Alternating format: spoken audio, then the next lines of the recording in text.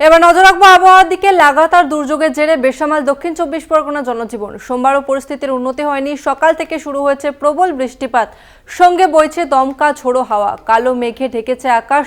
উত্তাল নদী ও সমুদ্র। আজও মৎস্যজীবীদের সমুদ্রে যাওয়ার ক্ষেত্রে নিষেধাজ্ঞা জারি।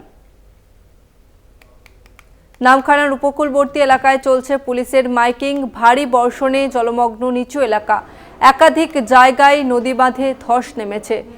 বহু যেসব নিচু এলাকা রয়েছে সেই সব নিচু এলাকাতে জল জমতে শুরু করেছে এবং ইতিমধ্যেই প্রশাসনের তরফে মাইকিং করে প্রচার করা হচ্ছে। নামখানা থেকে সরাসরি রয়েছেন প্রতিনিধি কোয়েল মণ্ডল। কোয়েল, তোমার কাছে এই মুহূর্তে যেসব উপকূলবর্তী এলাকা রয়েছে সেই সব উপকূলবর্তী এলাকা সম্পর্কে জানতে চাইবো, প্রশাসনের তরফ থেকে এখনো পর্যন্ত কি ব্যবস্থা নেওয়া হচ্ছে?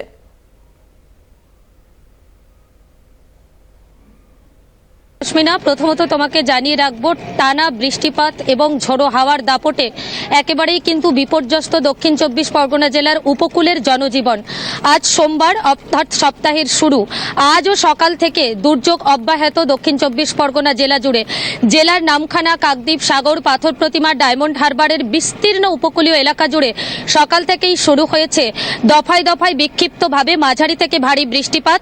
উপকূলে বইছে দমকা ঝড়ো বাতাস। আজও কিন্তু গভীর সমুদ্রে মৎস্য শিকারের ওপর নিষেধাজ্ঞা জারি করা হয়েছে। অন্যদিকে শুক্রবার থেকে টানা বৃষ্টিপাতের জেরে নামখানা সহ দক্ষিণ 24 পরগনা জেলার একাধিক নিচু এলাকা জলমগ্ন হয়ে পড়েছে। একাধিক দুর্বল বাঁধে ধস এবং ফাটল দেখা দিয়েছে।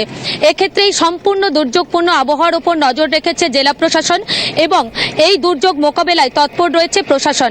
ইতিমধ্যেই জেলা প্রশাসনের তরফে সেচ দপ্তরকে অ্যালার্ট করা হয়েছে। নামখানা, নারায়ণগঞ্জ সহ একাধিক জায়গায় যে ফাটল এবং ধস কবলিত নদী বাঁধ সেগুলো মেরামতের কাজ শুরু করেছে সেচ দপ্তর। অন্যদিকে ফ্লাড সেন্টারগুলোকে প্রস্তুত করা হয়েছে।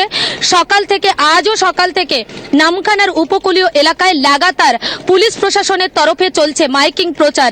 এই মুহূর্তে মেঘাচ্ছন্ন রয়েছে আকাশ এবং আকাশে যেভাবে মেঘের ঘনঘটা, কিছুক্ষণের মধ্যে আবারও বৃষ্টি আসতে চলেছে সেই আভাস কিন্তু বোঝাই যাচ্ছে। অন্যদিকে নামখানার মৎস্য বন্দরে যে ছবিটা এই মুহূর্তে তুমি দেখতে পাচ্ছ তসমিনা, একেবারেই শয়ে শয়ে মৎস্যজীবীদের ট্রলার, সেই ট্রলার কিন্তু ভিড় করেছে এই বন্দরে। অন্যদিকে আগামীকাল যেহেতু সাঁড়াসাঁড়ির কোটাল এবং পূর্ণিমার ভরা কোটাল, এবং এই কোটালে কিন্তু অন্যান্য কোটালের তুলনায় অনেক গুণ বেশি জলস্তর বৃদ্ধি পাওয়ার আশঙ্কা করা হচ্ছে এবং যার জেরে আবারও কিন্তু সুন্দরবনের একাধিক বাঁধ ভেঙে এলাকা প্লাবনের আশঙ্কা তৈরি হয়েছে। সেক্ষেত্রে প্রত্যেকটি দুর্বল বাঁধের ওপর নজর রাখছে প্রশাসন। জেলা প্রশাসনের তরফে ইতিমধ্যেই কন্ট্রোল রুম খোলা হয়েছে। প্রত্যেকটি ব্লক অফিসে মজুত করা হয়েছে ত্রাণ সামগ্রী। তবে আলিপুর আবহাওয়া দপ্তরের পূর্বাভাস অনুযায়ী আজ বিকেলের পর থেকেই আবহাওয়া কিন্তু অনেকটা স্বচ্ছ হতে চলেছে, অর্থাৎ আবহাওয়ার উন্নতি হতে চলেছে। উত্তর দক্ষিণ দুই বঙ্গেই বৃষ্টি এবং হাওয়ার দাপট কমতে চলেছে। তবে এই মুহূর্তে আশঙ্কা কিন্তু একেবারেই ছেড়ে যাচ্ছে না দক্ষিণ 24 পরগনার সুন্দরবনের উপকূল থেকে, কারণ আগামীকাল যেহেতু সাঁড়াসাঁড়ির কোটাল, অন্যদিকে কিন্তু সক্রিয় রয়েছে মৌসুমী অক্ষরেখা, তাই স্বাভাবিকভাবেই কিন্তু জলস্তর বৃদ্ধি পাওয়ার সম্ভাবনা রয়েছে।